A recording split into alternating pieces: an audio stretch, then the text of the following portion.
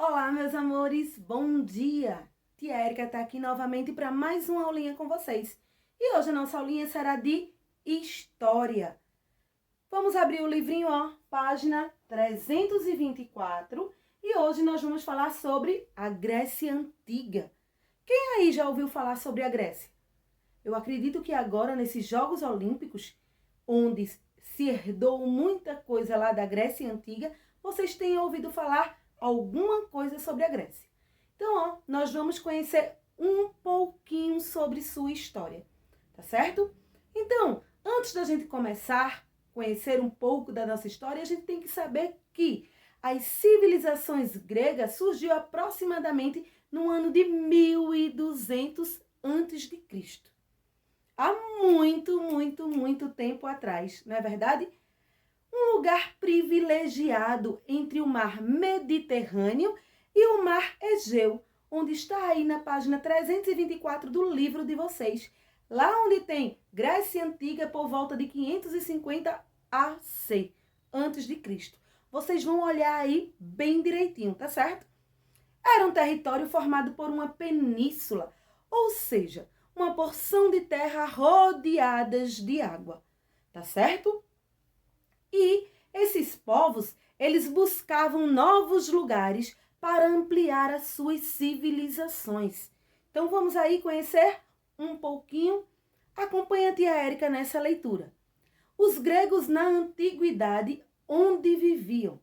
Os gregos viveram na extremidade sul da Península Balcânica e sua cultura se desenvolveu a partir da fusão das diversas populações que lá se estabeleceram nos últimos 4.000 anos.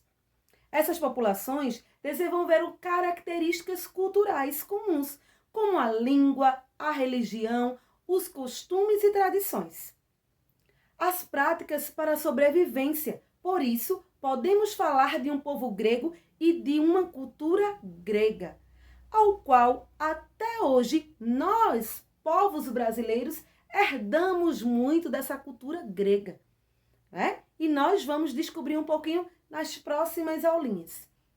Então, a partir de 1500, antes de Cristo, a cultura grega influenciou de tal forma o mundo mediterrâneo, ou seja, os povos que viviam ao redor do mar Mediterrâneo, que acabou por constituir um dos mais sólidos fundamentos de toda a civilização ocidental, que é a civilização ao qual pertencemos. Nossas heranças gregas estão presentes em muitos aspectos do nosso modo de ser, na nossa maneira de pensar, em formas de governo que usamos, a democracia. Naquela época, a Grécia já usava esse tipo de modelo democrático, onde era escolhido uma forma democrática de se governar. E até nos esportes, como é o caso da realização dos Jogos Olímpicos, os jogos que nós estamos vivendo este ano por causa aí da pandemia. A televisão o dia todo fala sobre as Olimpíadas, né? E nós herdamos desse povo, do povo grego, da Grécia. Então, vocês vejam aí no livrinho de vocês, aí na página 324, onde tem assim, a Península Balcânica, na qual localizava as cidades e estados gregos. Tia Érica já falou que eles buscavam novos lugares, era um povo que gostava de novas descobertas. Então, ele andava aí, entre o mar Mediterrâneo, né, que está aqui no próprio livrinho de vocês, eles andavam aqui, por esse mar em busca de novas descobertas. Observem aí bem direitinho que tem a legenda logo no mapa. Tá certo assim?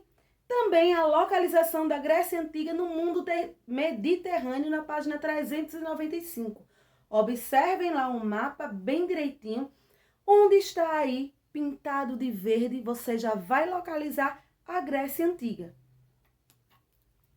Vamos só observar. Também nós temos na página 395 algumas figuras, né, que representam aí as cidades da Grécia, onde eles chamavam suas cidades de polis. Eles não chamavam cidades, e sim polis. ok? Vamos continuar. Por sua posição geográfica, a Grécia foi o elo entre a Europa e os povos do Oriente. Seu relevo montanhoso dificultava a comunicação interna, prejudicando a formação de um governo central e favorecendo o isolamento entre as comunidades gregas, que se estabeleceram nas planícies a partir da pré-história. Vejam só, quando surgiram as primeiras cidades, eram em lugares montanhosos. Então a gente sabe que lugares montanhosos são aqueles lugares altos. Então dificultava ali o seu modo de vida, o modo em que aquele povo viveu. Porém, eles procuraram se adaptar diante daquelas dificuldades. A ligação entre as cidades mais distantes, em geral, dava-se por via marítima, pois as costas recortadas e as ilhas numerosas e próximas umas das outras facilitavam a navegação. Então, tudo o que eles faziam era através da navegação. Por isso que eles se expandiam, eles buscavam novos lugares para ampliar suas civilizações e buscarem lugares mais baixos, onde eles realmente podiam se locomover com maior facilidade. E como foi a formação desse povo? Como é que o povo grego surgiu? Aproximadamente no ano 2000 a.C., a Península Balcânica, até então habitada por grupos de pastores seminômades, começou a ser ocupada por povos indo-europeus, provenientes da Europa e da Ásia, entre eles os aqueus, os eólios, os jônios e os dórios. São tipos de povos gregos daquela época. Página 326, continuando aí a leitura. Os aqueus foram os primeiros a chegar. Concentraram-se em uma região a que chamaram de Peloponeso e fundaram cidades, entre elas Micenas, em meados do século XV a.C. Invadiram a ilha de Creta, uma das maiores do mar Egeu, assimilando a cultura dos cretenses, surgindo assim a civilização creto-micênica. Expandiram-se pela Ásia Menor, invadiram e destruíram a cidade de Troia, ponto estratégico comercial entre mares Egeu e Negro. Aí nós temos aí as ruínas do palácio, que vocês veem aí na foto logo abaixo, tá certo? Os eólios atingiram várias regiões, entre elas a Tessália. Os jônios se estabeleceram na Ática, onde mais tarde foi fundada a cidade de Atenas. A invasão dos dórios iniciou-se por volta de 1200 a.C.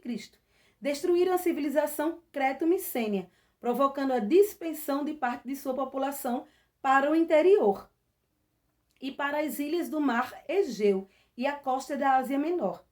Esse episódio é conhecido como Primeira Diáspora. Diáspora significa dispersão.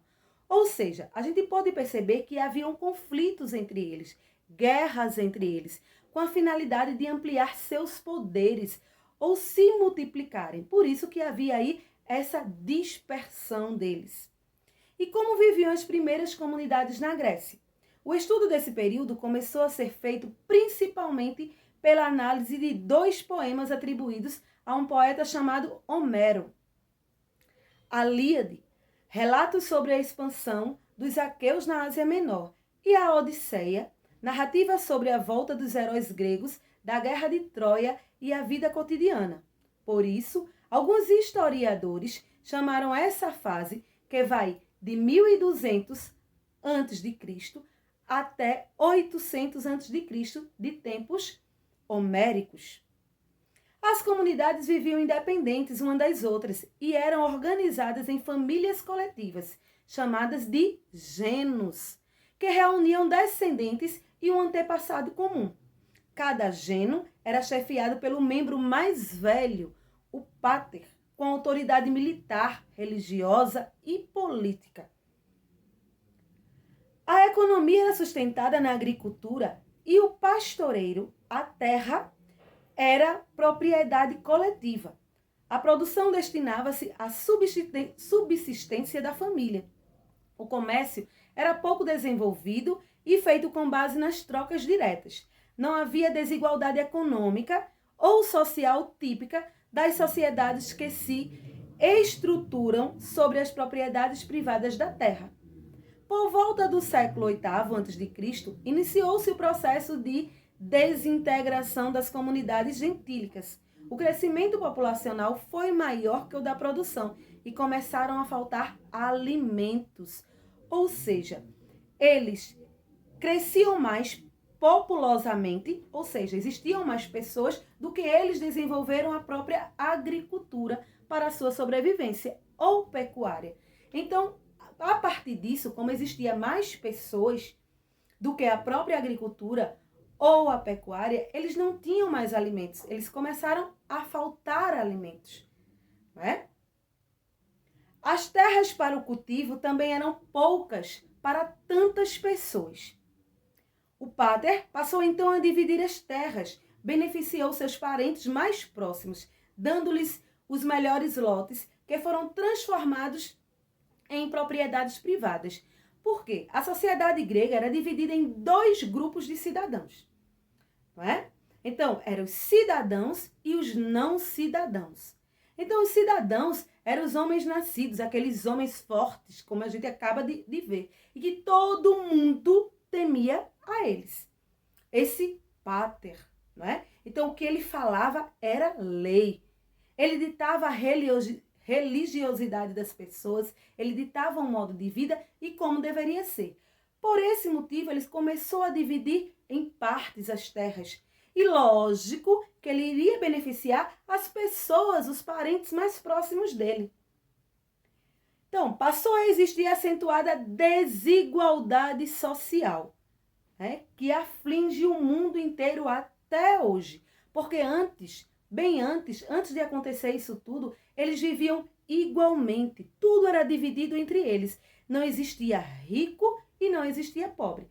A partir dessa divisão que o pater tomou aí, a decisão de dividir e beneficiar os seus parentes mais próximos, as pessoas mais privilegiadas, começou aí a ter a desigualdade social. Porque quem era favorecido vivia bem e quem não era favorecido vivia ali miseravelmente, ou seja, muito mal, né? Formou-se uma poderosa camada aristocracia rural, que eram as propriedades de terras. Alguns membros dos gênios ficaram com terras menos férteis e outros passaram a se dedicar ao artesanato ou ao comércio, aqueles que eram bem favorecidos, né? Mas a maioria da população dos gênios ficou sem terra alguma e começou a abandonar o território. Dedicaram-se à navegação e foram explorar as costas do Mediterrâneo, do Mar Negro, onde fundaram colônias. Vamos falar um pouquinho sobre a expansão colonial. O século VIII a.C.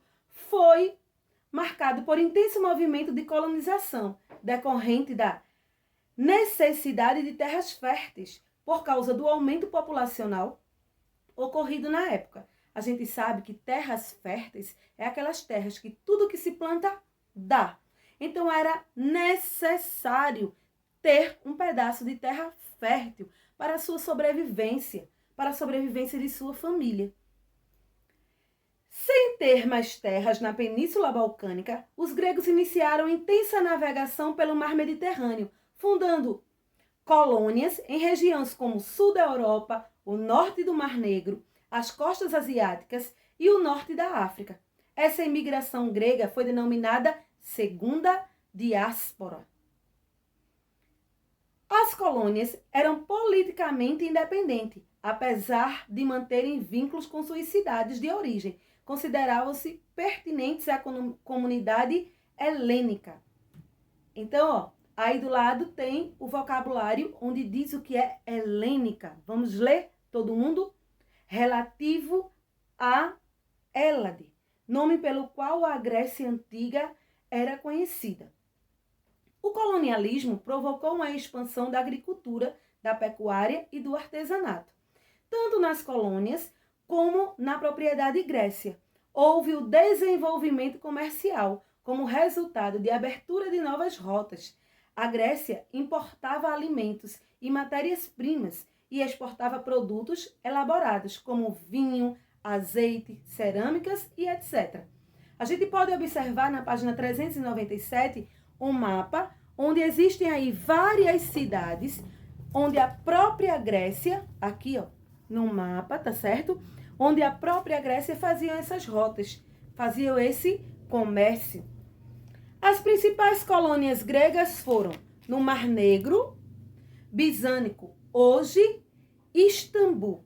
Na Península Itálica, Magna Grécia, Taranto, Crotônia e Saracusa. Na Ásia Menor, Fócia, Esmirna, Éfeso e Mileto. Na Gália, Marsella de hoje. Então, para a página 328.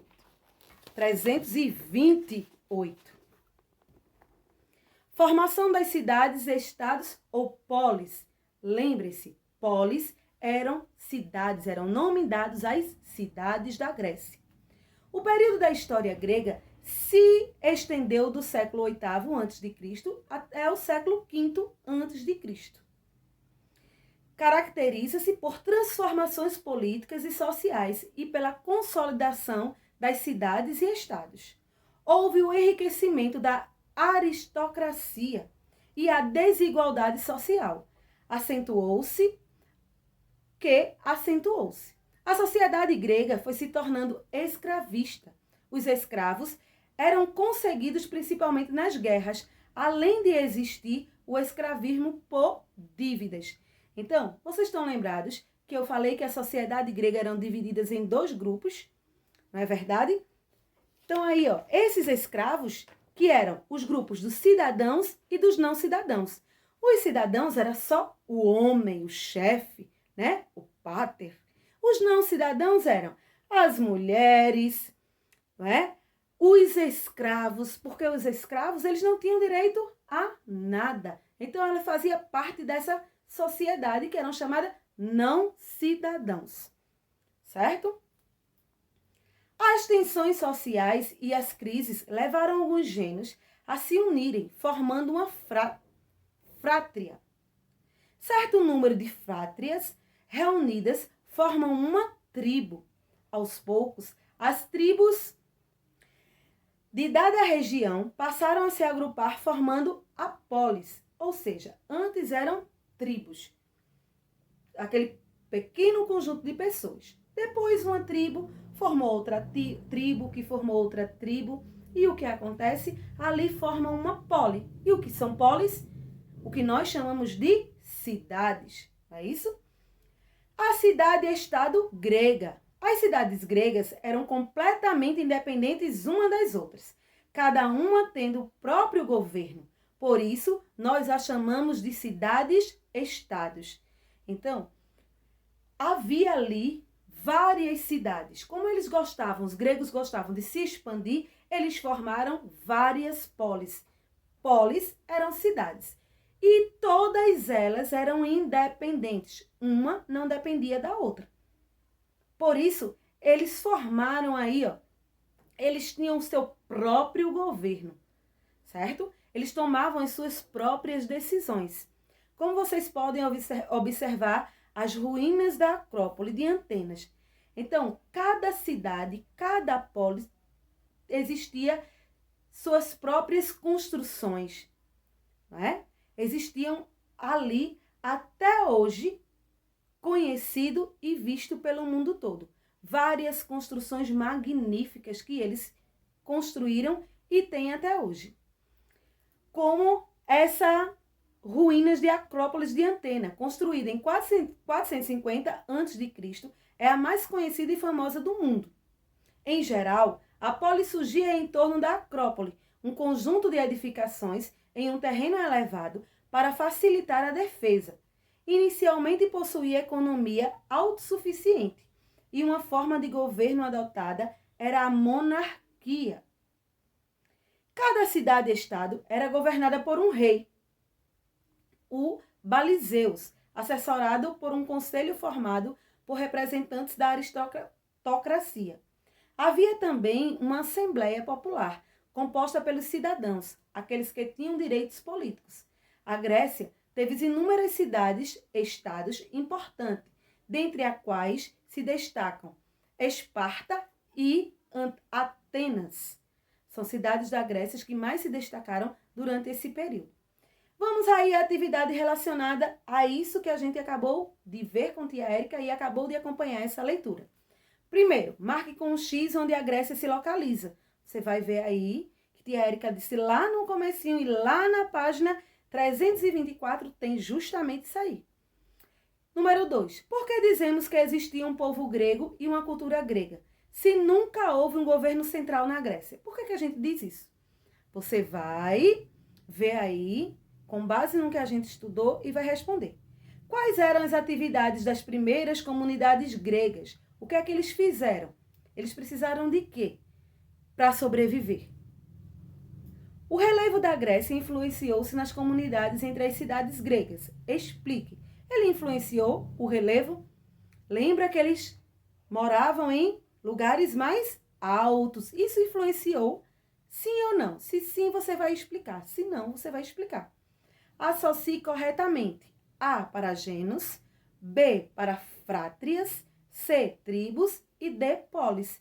Você vai colocar aí nos quadrinhos A, B, C ou D. Na página 329 tem aí o restante da atividade. Explique o significado da cidade e estado. O que é a cidade e estado? Você vai explicar. E o 7º, com a divisão das terras da comunidade pelo pater, surgiram classes sociais distintas, como apareceu a classe dos proprietários rurais, que se tornou a mais rica e mais influente. Por quê? E marque a resposta correta. Você vai ler aí e vai marcar a resposta correta. E o 9º você vai completar. A primeira forma de governo nas cidades-estados gregas foi como? A primeira forma de governo foi a monarquia, foi o governo presidencialista. O que é que falam aí? Vocês vão dizer. E o rei, o título de rei, ela era chamado de quê? Então, ó, tia Érica praticamente já deu a resposta da letra A. A letra B. As duas cidades-estados gregas de destaque foram. Tia acabou de falar também. Quais foram essas duas cidades gregas que tiveram maior destaque? Vai, pesquisa novamente ou volta um pouquinho ao videoaula que você vai encontrar essas duas cidades. Então, hoje é a nossa aulinha, a nossa atividade. Fica com Deus e até amanhã.